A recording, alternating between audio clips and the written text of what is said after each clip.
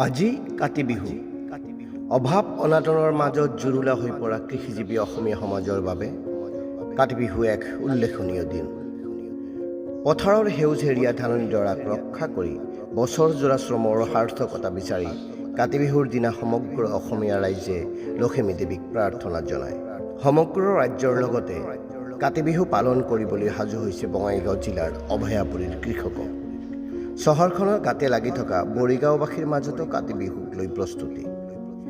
ধাননিডৰাৰ শ্ৰীবৃদ্ধি কামনা কৰি পথাৰত চাকি জ্বলাবলৈ গাঁওবাসীয়ে বিচাৰি আনিছে ভালৰ ভাল ঔটেঙা। নামনি অসমৰ ৰাইজৰ মাজত বিশ্বাস আছে যে কাতি বিহুৰ দিনা বাঁহৰ শলাত ঔটেঙাৰ বাকলি লগাই তাত শলিতাৰে চাকি জ্বলালে লখিমী আই সন্তুষ্ট হয়।